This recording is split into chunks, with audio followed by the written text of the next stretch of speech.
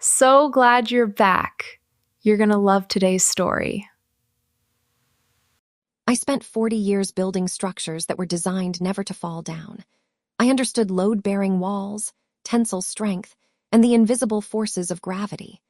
But I didn't realize I had built a prison for my own daughter until the second Tuesday of November, the day she handed me the yellow envelope. I am 68 years old now. I live in a 4-bedroom craftsman home in Portland, Oregon, a house that has been entirely paid off since 2012. It is quiet here. The kind of quiet that settles into the floorboards and waits for you to notice it. I was sitting at the kitchen table, drinking black coffee, when she drove up. I didn't know that by the end of that afternoon, the entire architecture of my life would collapse. To understand the envelope, you have to understand the foundation we were built on. My wife, Claire, died in a car accident 30 years ago. Maya was 4 years old at the time. I was 34, a junior engineer at a firm that demanded 80 hours a week. When the call came from the hospital, I was standing on a job site in the pouring rain. By the time I reached the emergency room, Claire was gone. I walked back into my house that night, looked at my sleeping daughter, and made a silent vow. I would be both parents. I would never let her feel the absence. I would build a wall around her so thick that nothing could ever hurt her again. I kept that promise. I gave up the partnership track. I took a steady, predictable desk role that allowed me to be home by 5:30 every single evening. I learned how to French braid hair from library books. I cooked real dinners, not boxed macaroni, but roasted chicken and vegetables. I went to every parent-teacher conference, every soccer game, every piano recital. I didn't date. I didn't take vacations with friends. I didn't complain. That was the contract I made with the universe. I would sacrifice everything, and in return, my daughter would be safe, successful, and close to me. For 20 years, the system worked perfectly. We were a team of two, operating with an efficiency that other families admired. People used to tell me I was a saint. Neighbors, teachers, the mothers of Maya's friends, they would see me at the grocery store on a Sunday morning, methodically crossing items off a list while Maya rode in the cart, and they would look at me with this profound, validating sympathy. I always smiled politely and deflected the praise. I told them it was just what a father does. But internally, I kept the ledger. I knew exactly what I was giving up. I knew the dollar amount of the promotions I declined. I knew the hours of sleep I lost. I didn't ask for a parade. I just wanted her to understand the weight of the roof I was holding over her head. The first crack in the foundation didn't happen when she moved out for college. I expected that.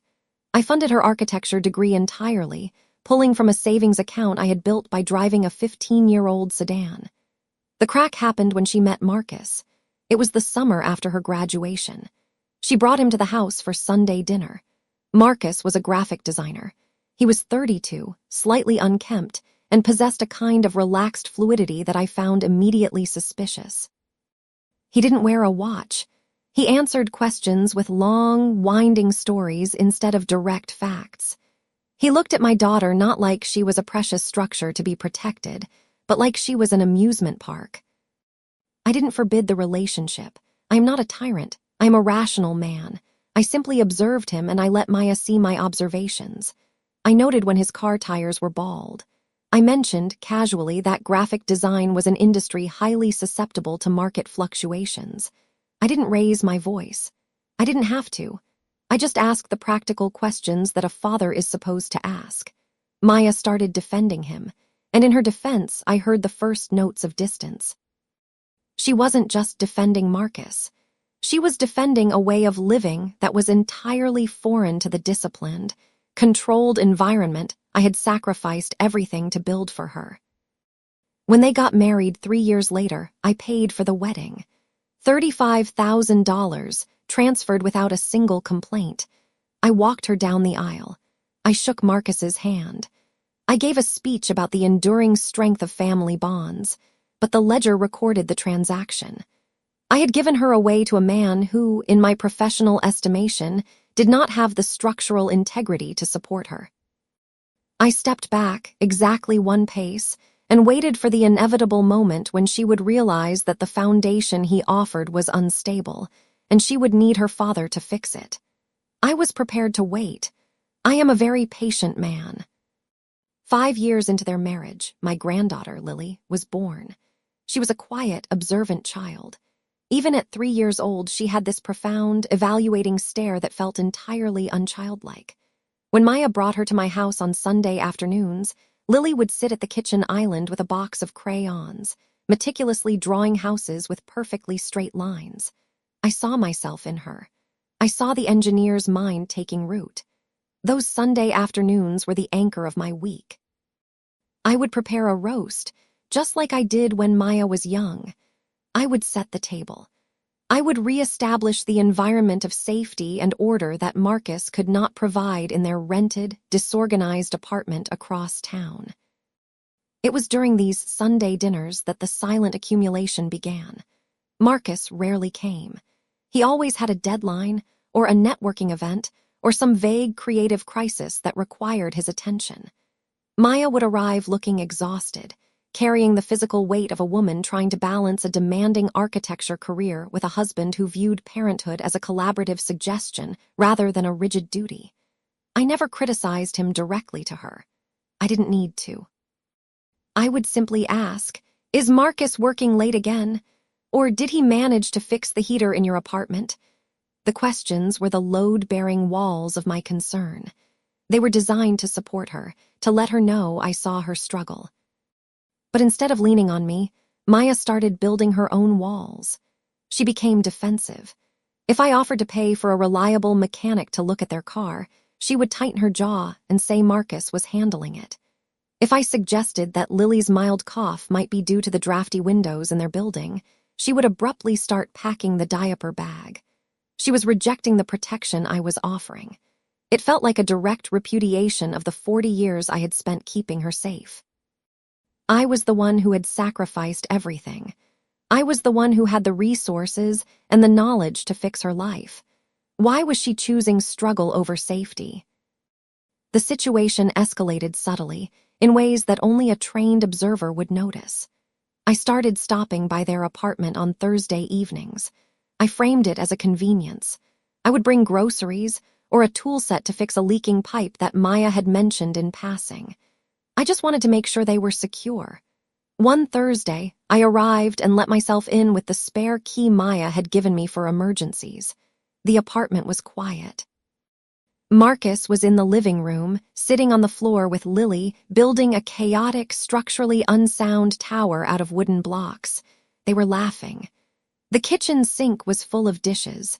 The mail was piled on the counter. There was no order. I stood in the doorway. Marcus looked up, his smile faltering slightly.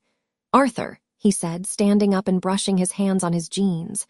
"Maya's not home yet. She's stuck at the firm." I looked at the dishes. I looked at the blocks. "I brought the caulking gun for the bathroom sink," I said. My voice was perfectly level. "I can take care of it while you finish playing." Marcus's face closed. It wasn't anger. It was a quiet, defensive shuddering. "I was going to do it this weekend, Arthur. You didn't need to come all the way over here." "It takes 10 minutes if you know what you're doing," I replied, walking past him into the bathroom. I fixed the sink. I did the dishes. I reestablished order. When Maya finally arrived at 7:30, she walked into a pristine kitchen. I expected relief. I expected the quiet gratitude she used to show when she was 12 and I had finished her science project display board for her. Instead, she looked at the empty sink, looked at Marcus, and then looked at me. Her expression was completely unreadable. "Dad," she said, her voice tight, "you didn't have to do that." "Someone had to," I said gently. "You worked too hard to come home to a mess." It was an expression of pure care. But Maya didn't thank me. She just closed her eyes for a second, a micro-expression of absolute exhaustion, and said, "Please just text before you come over next time." I drove home that night feeling a deep, vibrating injustice. I had spent my evening repairing their home. I had saved them a plumber's fee. I had relieved my daughter's burden, and my reward was a reprimand. The ledger in my mind updated its balance. I was depositing endless amounts of care, and the account was somehow showing a negative balance. I didn't understand the math. I assumed Marcus was poisoning her perspective. He was intimidated by my competence, by my ability to provide what he could not. He was turning my daughter against her only reliable foundation. I decided I needed to be more present, not less. I needed to protect her from his pride. The breaking point arrived quietly, wrapped in the guise of a normal family weekend. It was Lily's 6th birthday. Maya had organized a small party at a local park. It was an unstructured, chaotic affair. Children running without clear boundaries, parents sitting on picnic blankets eating store-bought cupcakes. It was exactly the kind of disorganized event Marcus preferred. I arrived exactly on time, carrying a gift I had spent 3 weeks selecting, a high-quality, German-engineered set of architectural building blocks. It was an expensive, serious gift designed to foster spatial reasoning. It was an investment in her future, unlike the cheap plastic toys piled on the picnic table. During the party, I noticed a subtle dynamic. Maya was managing everything. She was pouring juice, mediating disputes, wiping hands. Marcus was playing tag with a group of kids, laughing, completely detached from the logistical burden of the event. He was acting like a guest at his own daughter's birthday. I watched Maya's shoulders hike up toward her ears, a physical manifestation of stress that I knew perfectly. I had managed that stress for her entire childhood. I walked over to the picnic table, where Marcus had briefly stopped to grab a bottle of water. "She's carrying the whole load, Marcus," I said, keeping my voice low and reasonable. "You might want to step in." Marcus stopped drinking. He looked at me, then looked across the grass at Maya. "She likes organizing the food, Arthur," he said. "We agreed I'd run the games." It was a flimsy excuse, a classic deflection of responsibility. "She looks overwhelmed," I stated, presenting a factual observation. "A good partner doesn't wait to be asked." Marcus's jaw tightened. He set the water bottle down with a sharp click. "A good father," he said quietly, "doesn't constantly tell his adult daughter that her husband isn't good enough." He didn't shout. He didn't make a scene. He just delivered the sentence with a cold, steady precision that caught me off guard. Then he walked back to the children. I was stunned by his audacity. He had completely mischaracterized my intent. I wasn't criticizing him, I was protecting her. But I am a disciplined man. I did not react. I simply absorbed the disrespect and filed it away. Later, when it was time for gifts, Lily opened the German blocks. Her eyes went wide. "They're real building blocks," I told her, kneeling down. "Like the ones architects use. You have to build strong foundations, Lily. Otherwise, things fall apart." Lily looked at the heavy wooden pieces, then looked at me. "Can I build a castle?" she asked. "You can build anything," I said, "as long as you follow the rules of structure." 2 days later, on a Tuesday afternoon, my phone rang. It was the director of Lily's after-school program. Maya was listed as the primary contact, but I was the emergency backup. The director explained that Lily had developed a low-grade fever and needed to be picked up. Maya wasn't answering her phone. She was likely in a client presentation. I didn't hesitate. I drove to the school, signed Lily out, and brought her to my house. I made her chicken soup. I set her up on the couch with a blanket and a movie. I handled the emergency perfectly. It was exactly what a grandfather was supposed to do. It was what I had always done. At 4:30, Marcus called. He sounded frantic. "Arthur, the school said you picked up Lily. Why didn't you call me?" I kept my voice calm. "Maya wasn't answering. Lily was sick. I handled it." "I work from home on Tuesdays, Arthur." Marcus's voice was rising. "I was 20 minutes away. You bypassed me completely." "You were working," I countered rationally. "I am retired." It made logical sense. "It's not about logic," he snapped. "She is my daughter. You don't just take her without telling her parents." "I am her grandfather," I replied, the steel finally showing in my voice. "And I have been taking care of this family since before you existed." There was a long, heavy silence on the line. I could hear Marcus breathing. When he finally spoke, his voice was frighteningly calm. "I'm coming to get her." He hung up. He arrived 20 minutes later. He didn't knock. He used the spare key. He walked into the living room, picked up Lily's backpack, and gently helped her off the couch. Lily looked confused. "Are we going home, Daddy?" "Yes, sweetie, we're going home." He didn't look at me. He didn't say a word to me. He just bundled his daughter into her coat and walked out my front door. I stood in the center of my meticulously maintained living room, feeling the profound, vibrating shock of an earthquake I hadn't predicted. That evening, I waited for Maya to call and apologize for her husband's behavior.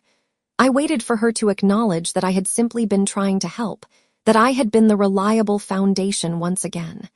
The phone didn't ring at 7. It didn't ring at 8. At 9:30, I finally picked it up and dialed her number. It went straight to voicemail. I didn't leave a message. I simply sat in my quiet, paid-off house, surrounded by the invisible ledger of 40 years of sacrifice, wondering how an entire structure could begin to tilt when I had engineered it so perfectly. I didn't know it yet, but the eviction had already begun. The silence lasted for 17 days. In structural engineering, there is a phenomenon known as settlement. It occurs when the soil beneath a foundation begins to compress under the weight of the building. It is usually silent, gradual, and invisible to the untrained eye, but it is the precursor to catastrophic failure. For 17 days, my house was silent, and I felt the entire foundation of my family settling into a dangerous new configuration. I did not call Maya. I was the aggrieved party. I had stepped in to handle a medical situation that her husband had been too disorganized to manage. I had acted as the safety net, and I had been reprimanded for it. The laws of logic dictated that she owed me the apology. But the apology did not come. Instead, the days stretched into weeks, marked only by the ticking of the grandfather clock in my hallway and the neat, undisturbed order of my kitchen. I used the time to analyze the problem. The problem, clearly, was Marcus.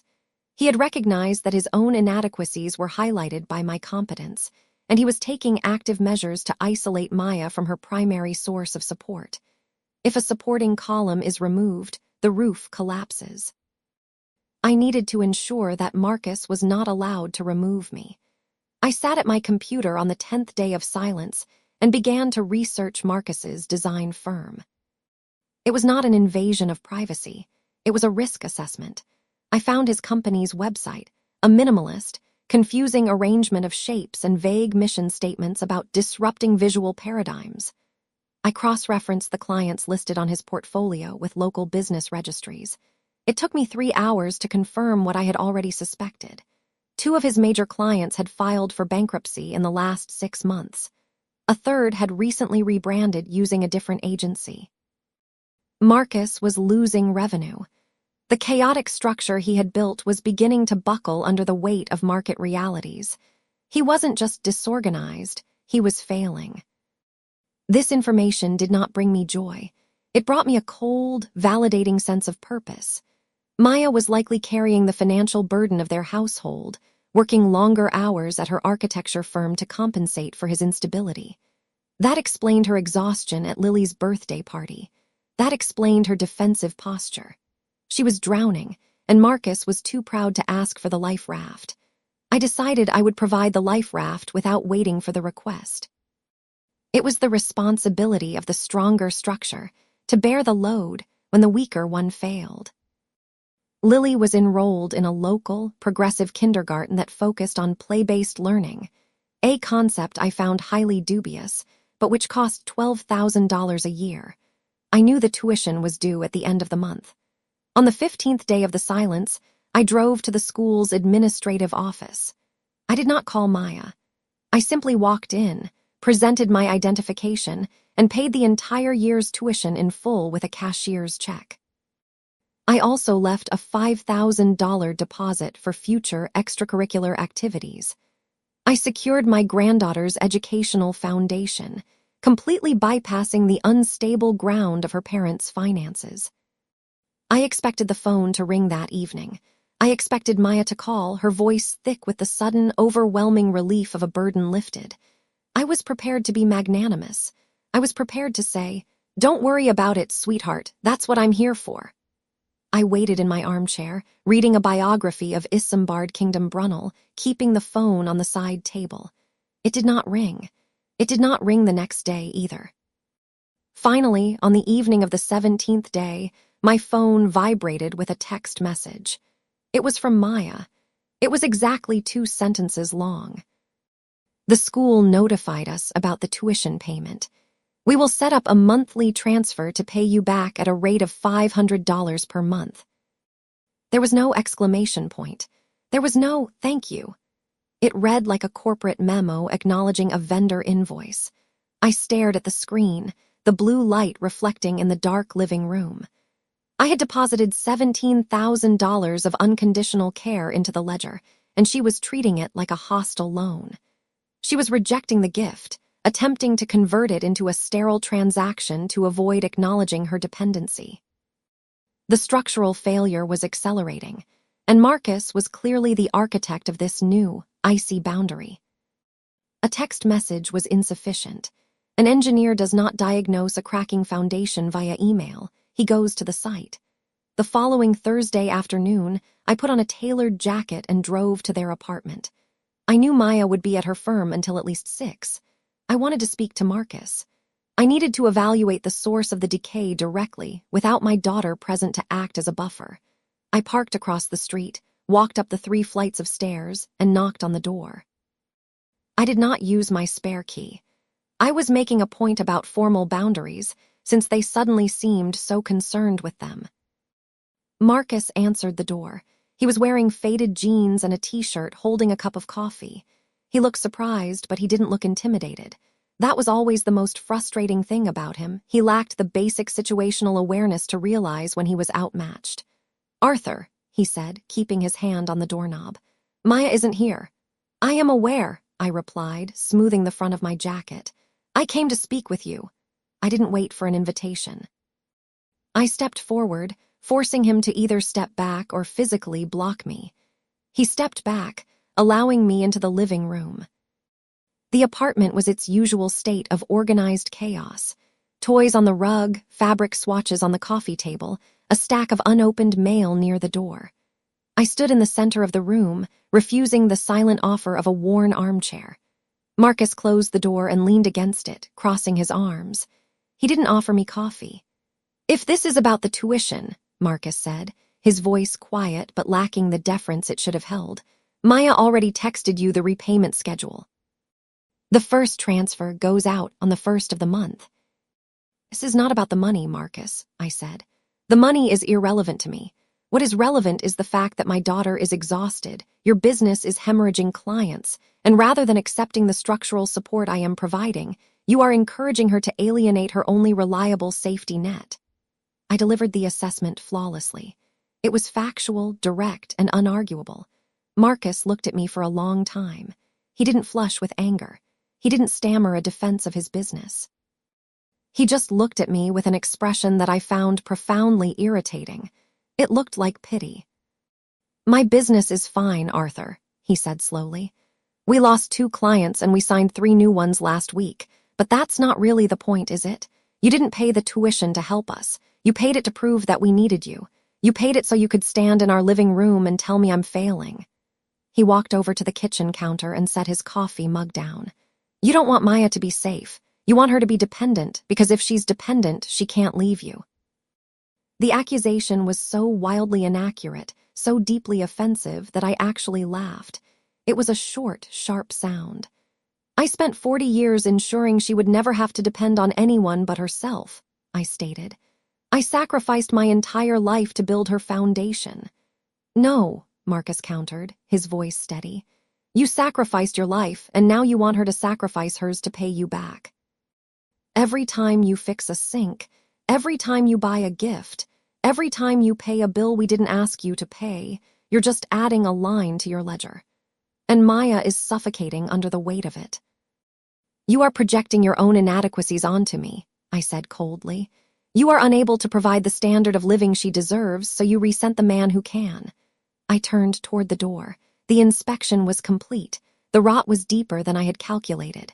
"I won't let you drag her down into this chaos, Marcus. She knows what a secure life looks like. She will remember." As I reached for the doorknob, Marcus spoke one last time. She doesn't want a secure life, Arthur. She wants a life where she is allowed to breathe. I'm not dragging her away from you. She's running. I'm just holding her hand while she does it. The next day, my phone rang at noon. It was Maya. Her voice was clipped, professional, completely devoid of the warmth that used to define our interactions. Dad, I need to meet you for lunch, today. The cafe near your house at 1 o'clock. It wasn't an invitation, it was a summons. I arrived 10 minutes early and secured a quiet booth in the back. I ordered a black coffee and waited. When she walked in, I noticed immediately how tense her shoulders were. She was wearing a tailored suit, looking every inch the successful architect I had engineered her to be, but her eyes were deeply tired. She sat down across from me. She didn't take off her coat. Marcus told me you came to the apartment yesterday, she said, skipping any preliminary greetings. He said you ran a background check on his business and told him he was failing. I kept my posture relaxed. I would not let her husband's hysteria dictate the tone of our meeting. I did not run a background check. I simply looked at public records, Maya. It is called due diligence. And someone needs to do it, because you are clearly carrying the entire financial weight of that household. Maya closed her eyes and took a deep, shuddering breath. When she opened them, the exhaustion had hardened into something brittle and dangerous. Dad, stop, just stop. She leaned forward, resting her elbows on the table. You have to stop treating my husband like an enemy combatant. You have to stop treating my life like a project you're managing. I am 34 years old. I am an adult. If we need help with the tuition, we will ask. But you cannot bypass us, pay our bills, and then use it as ammunition to insult my husband in his own home. The injustice of the accusation burned in my chest. I had saved them from financial embarrassment, and I was being treated like a trespasser. I am not treating him like an enemy, I said, my voice rising a fraction of a decibel. I am treating him like a liability, which he is. I paid for your wedding, Maya. I paid for your degree. I paid the tuition because I know he can't. I am not managing a project. I am protecting my daughter. I laid the facts on the table, undeniable and heavy.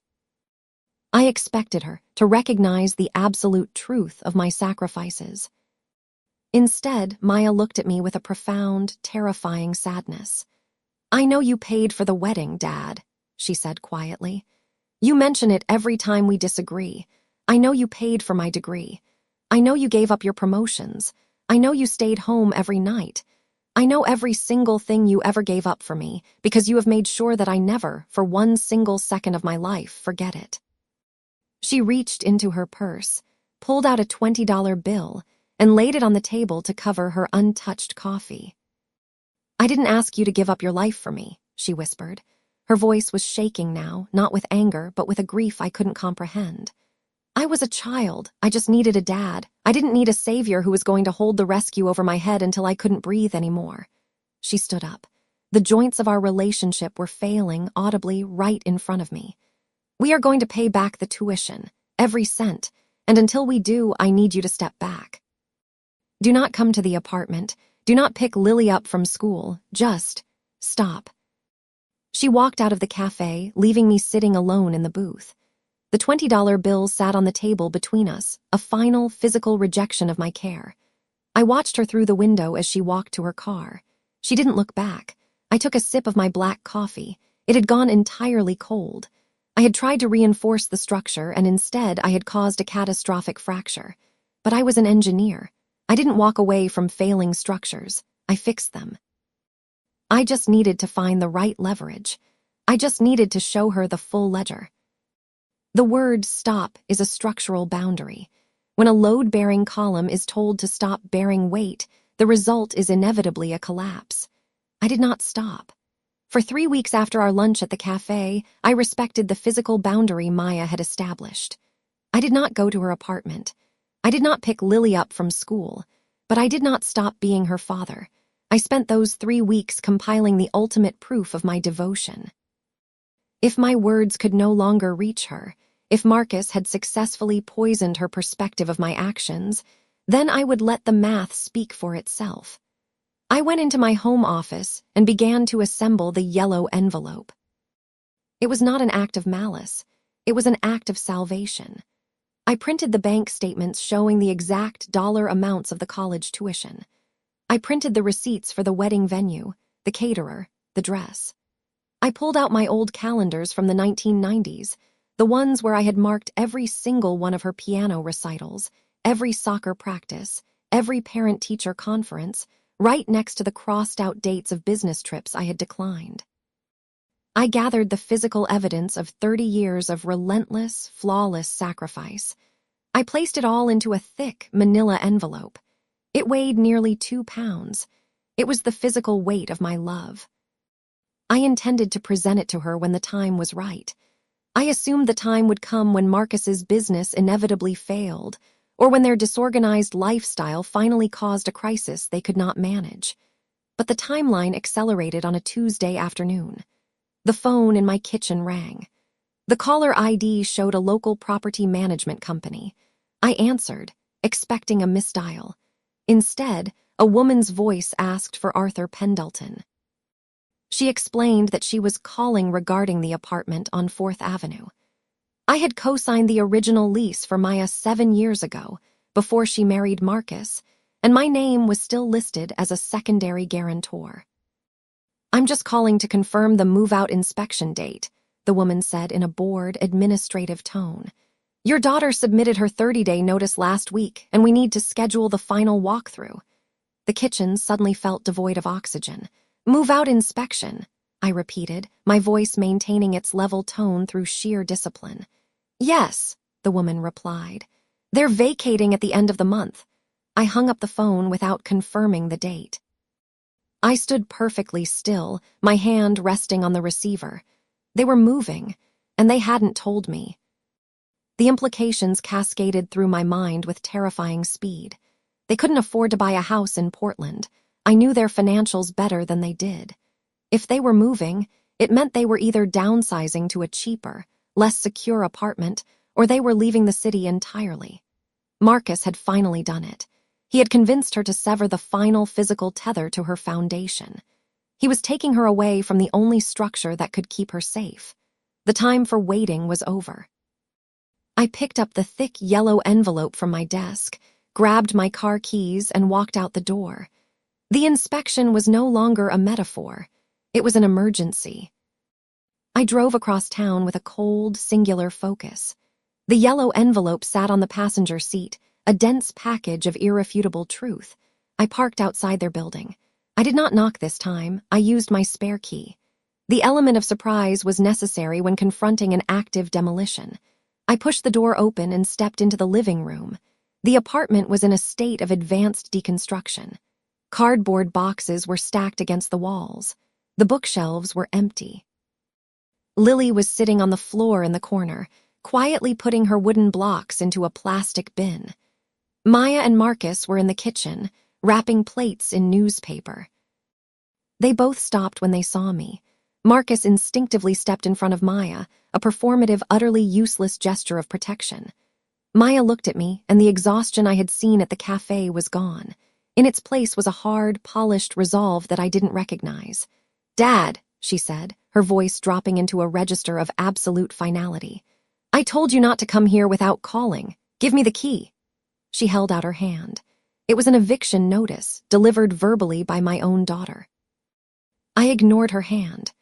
I walked to the center of the room, stepping around a stack of moving boxes, and placed the heavy yellow envelope on the only remaining coffee table.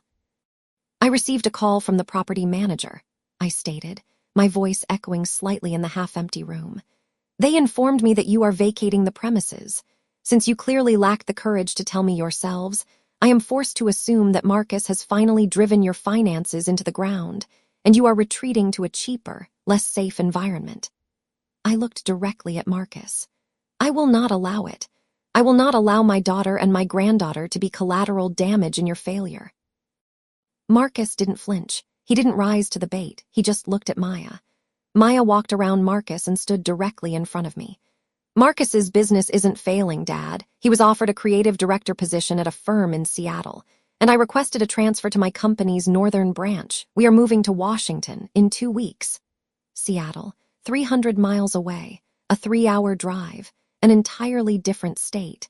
The distance was geographical, but the intent was emotional. They were building a firewall. "You are running away," I said, pointing at the yellow envelope, "because you don't want to face the reality of what you owe the people who built you." I picked up the envelope and held it out to her. "Open it," I commanded. "Before you make a catastrophic mistake, open it and look at the math. Look at the $35,000 for the wedding you are currently destroying. Look at the tuition receipts. Look at the calendars, Maya. Look at the vacations I didn't take, the promotions I turned down, the life I completely erased so that you could have a perfect, unbroken foundation. I gave you everything. I was both parents. I never asked for anything in return except respect. And you are throwing it all away for a man who builds towers out of children's blocks." The room was absolutely silent. Even Lily had stopped moving in the corner. Maya looked at the heavy yellow envelope in my outstretched hand. She didn't look angry. She didn't look intimidated. She looked at the envelope with a profound, crushing sorrow, as if she were looking at a tragic artifact from a war that had ended a long time ago.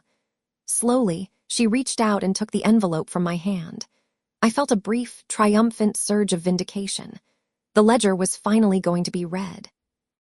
The truth was finally going to be acknowledged. I waited for her to open it, to see the proof of my flawless, sacrificial love. Maya held the heavy envelope in both hands. She didn't open the clasp. She didn't pull out the bank statements or the old calendars. She just held the weight of it, looking down at the yellow paper. "I don't need to open this, Dad," she said softly. "I know exactly what's in it. I have lived inside this envelope my entire life." She walked over to the kitchen counter and set the envelope down, gently, as if it were a fragile, dangerous explosive. Then she turned back to me. The reversal was about to happen, and I was entirely unprepared for the angle of impact. "You think this is proof of love," she said, gesturing to the envelope. "But it's not. It's a bill of sale. You didn't raise a daughter, Dad. You financed an investment and you expected absolute compliance as your return." I opened my mouth to defend myself, to reiterate the facts, but she held up a hand. The gesture possessed a quiet authority that silenced me completely. "When I was 16, she continued, "and I wanted to go to that art camp in California. You told me we couldn't afford it.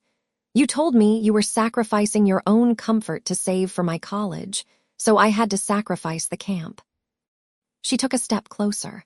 "I believed you. I felt so guilty for even asking. I spent that entire summer sitting at the kitchen table, painting where you could see me, trying to be the good, grateful daughter you deserved." Her voice broke, just slightly, before hardening again. 2 years later, I found the bank statements in your desk while looking for a stapler. You had $80,000 in liquid savings that summer, Dad. You didn't keep me home because we couldn't afford it. You kept me home because you couldn't stand the thought of me being 3 states away, happy, without you. The accusation hit me with physical force. I had justified that decision for years. I had framed it as protection. "I was keeping you safe," I insisted, my voice sounding hollow even to my own ears. "You were 16. It was unsupervised." Maya shook her head, a slow, devastating movement. "No, you were keeping yourself safe. Safe from the realization that I was growing up. Safe from the fact that my mom was gone and I was the only thing you had left to control." She pointed to the empty apartment. "That's why you hate Marcus. Not because he's disorganized. Not because he's a failure. You hate him because he doesn't keep a ledger," she said, the tears finally spilling over her eyelashes, though her voice remained unbroken. "When I make a mistake, Marcus doesn't add it to a list to use against me later. When I'm tired, he doesn't clean the kitchen just so he can sigh and show me how much he suffers for me. He just loves me, Dad. For free. It doesn't cost me my autonomy to be loved by him." She looked back at the yellow envelope on the counter. "You didn't build a foundation for me. You built a vault. You locked us both inside it when Mom died, and you threw away the key and you called it protection." The words dismantled my entire architecture.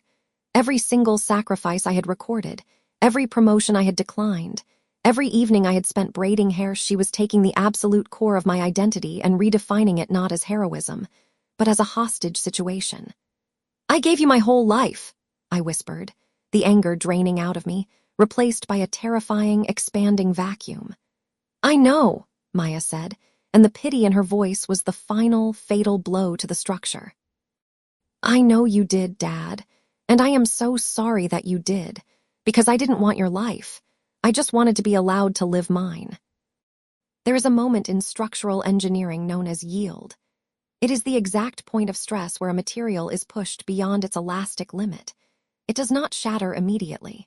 It simply deforms, permanently and irreversibly. It will never return to its original shape. Standing in the center of my daughter's half-empty apartment, surrounded by cardboard boxes and the absolute silence of a family waiting for me to leave, I reached my yield point. The heavy yellow envelope, the undeniable physical proof of my lifelong devotion, sat on the kitchen counter like a piece of useless debris. I looked at Maya. I looked at Marcus. I looked at Lily, who was watching me with those wide, evaluating eyes. I wanted to rage. I wanted to yell about the injustice of it all, to demand a recount of the ledger, to force them to acknowledge the sheer magnitude of what I had surrendered. But the anger wouldn't come. Because beneath the outrage, a horrifying, seismic realization was beginning to crack through my defenses. Maya was right. The art camp. The control. The constant, suffocating monitoring disguised as care. I had been terrified. Terrified that if she didn't need me to survive, she would realize she didn't need me at all. I hadn't been protecting her from the world. I had been protecting myself from the terrifying reality of an empty house. I looked at Marcus. For the first time since I met him, I saw him not as a threat, but as a sanctuary. He was disorganized, yes. He was financially unstable at times, yes. But he had given my daughter the one thing I had systematically denied her, the permission to exist without owing a debt. He had built a structure where failure was allowed, where a tower of blocks could fall down without a lecture on structural integrity. I had viewed him as a weak foundation, but Maya didn't need a foundation from him. She needed a window. She needed a door that wasn't locked from the outside. I reached into the pocket of my tailored jacket. My fingers closed around the cold metal of the spare key. The key I had used to enter their home uninvited, under the guise of helpfulness. The physical instrument of my boundary crossing. I pulled it out and held it in the palm of my hand. The metal felt heavy, heavier than it had any right to be. I didn't say anything. There were no words left that wouldn't sound like another entry in the ledger. I simply placed the key on the edge of the coffee table, right next to the plastic bin of Lily's toys. "You're right," I said, and my voice sounded like it belonged to a very old, very tired man. "I didn't want you to leave, I was afraid." It was the first true confession I had made in 30 years. It wasn't a defense. It wasn't a strategic maneuver. It was just the painful, unadorned truth. Maya looked at the key on the table, and then she looked back at me. Her expression softened, just slightly, the hard edges of her resolve melting into a complicated, exhausted grief. "I love you, Dad," she said softly. "I really do, but I can't be your whole world anymore. I have to be my own." I nodded once, a sharp, jerky motion. I didn't trust myself to speak again. I turned around and walked out of the apartment. I didn't look back. I walked down the 3 flights of stairs, each step feeling like a descent into an entirely new reality. I got into my 15-year-old sedan, the car I had driven into the ground to pay for her college, and I started the engine. I drove back across town, away from the moving boxes, away from the daughter I had suffocated, away from the life I had engineered to perfection, and straight toward the empty, flawless vault I had built for myself. It has been 6 months since the day of the yellow envelope. Maya and Marcus moved to Seattle 2 weeks after that confrontation. She sent me a short text message when they arrived, letting me know they had unpacked safely. I replied with a single word: "Good." I did not ask for their new address. I did not offer to drive up and help them assemble their furniture.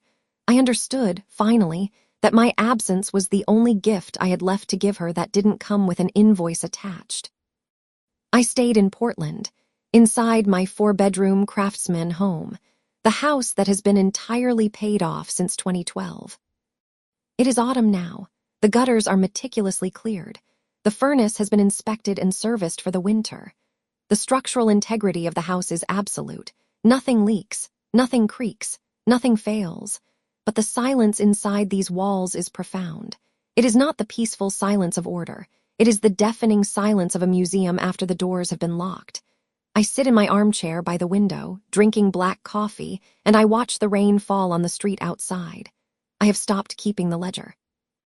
I threw the yellow envelope into the fireplace 3 months ago and watched 30 years of receipts turn into ash.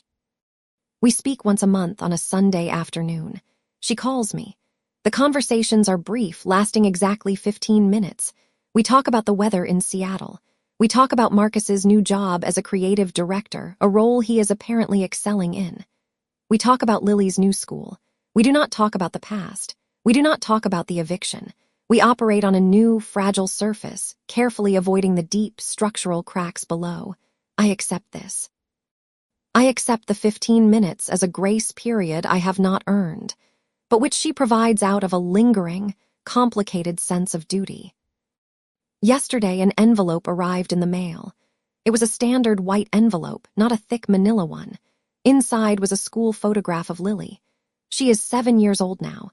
She is missing a front tooth, and her hair is slightly messy, escaping from a loose braid. She is smiling a chaotic, genuine smile that looks exactly like her father's. There was a small sticky note attached to the back of the photo. It was in Maya's handwriting. It said, "She built a castle out of those wooden blocks you got her. She said it doesn't have a roof, so the dragons can fly in and out." I put the photograph in a silver frame and placed it on the mantel, right next to the picture of Claire. I stood there for a long time, looking at the two faces, one frozen in the past, one moving rapidly into a future I am no longer managing. I did not feel the urge to call and correct the structural flaw of a roofless castle. I simply let it be. I am learning to live with the hardest truth an architect can face, that a building is not a home just because the walls are strong. I sit in my quiet house as the evening light fades, surrounded by the perfect, unyielding architecture of my life. The ledger is gone, but the final sum remains, an unresolved equation hanging in the still air. I built a foundation designed to last forever, engineered to withstand any external force. But I forgot to account for the internal pressure. I forgot that living things need room to grow, and that a vault, no matter how lovingly constructed, is still a place designed to keep things trapped. The house stands perfectly firm, but the unanswered question echoes in the empty rooms, settling into the floorboards like dust. Is a foundation worth anything at all if it has to hold nothing but itself? If you have experienced similar family dynamics, where love was confused with control, share your thoughts below. How do you rebuild a relationship when the foundation was flawed from the start? Let me know in the comments. I hope you enjoyed this tale. Please subscribe to support the channel. Goodbye for now.